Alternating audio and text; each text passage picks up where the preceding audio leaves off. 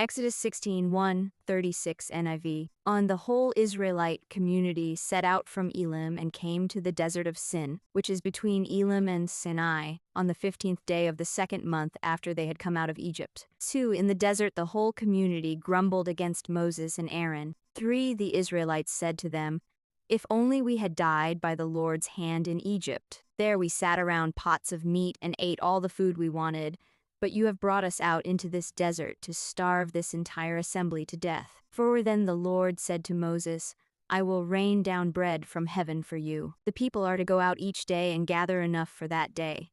In this way I will test them and see whether they will follow my instructions." 5. On the 6th day they are to prepare what they bring in, and that is to be twice as much as they gather on the other days. 6. So Moses and Aaron said to all the Israelites, "In the evening you will know that it was the Lord who brought you out of Egypt." 7. And in the morning you will see the glory of the Lord, because he has heard your grumbling against him.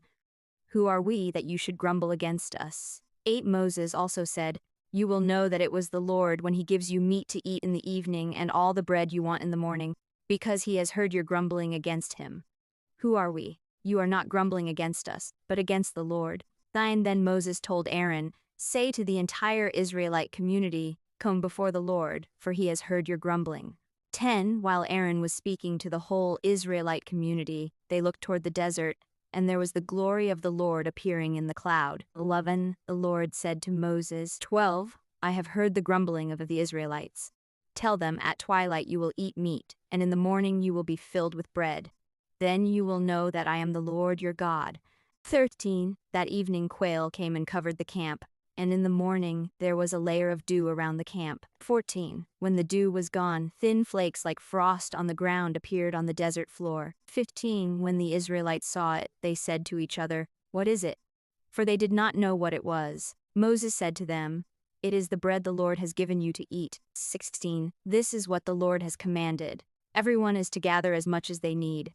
Take an omer for each person you have in your tent. 17. The Israelites did as they were told. Some gathered much, some little. 18. And when they measured it by the omer, the one who gathered much did not have too much, and the one who gathered little did not have too little.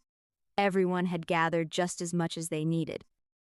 19. Then Moses said to them, "No one is to keep any of it until morning." 20. However, some of them paid no attention to Moses. They kept part of it until morning, but it was full of maggots and began to smell. So Moses was angry with them. 21. Each morning everyone gathered as much as they needed, and when the sun grew hot, it melted away. 22. On the 6th day they gathered twice as much, 2 omers for each person, and the leaders of the community came and reported this to Moses. 23. He said to them, "This is what the Lord commanded. Tomorrow is to be a day of Sabbath rest, a holy Sabbath to the Lord. So bake what you want to bake and boil what you want to boil.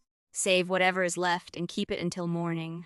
24. So they saved it until morning, as Moses commanded, and it did not stink or get maggots in it. 25. Eat it today, Moses said, because today is a Sabbath to the Lord. You will not find any of it on the ground today. 36. 6 days you are to gather it, but on the 7th day, the Sabbath, there will not be any. 27. Nevertheless, some of the people went out on the 7th day to gather it, but they found none. 28. Then the Lord said to Moses, "How long will you refuse to keep my commands and my instructions?" 39. Bear in mind that the Lord has given you the Sabbath. That is why on the 6th day he gives you bread for 2 days. Everyone is to stay where they are on the 7th day.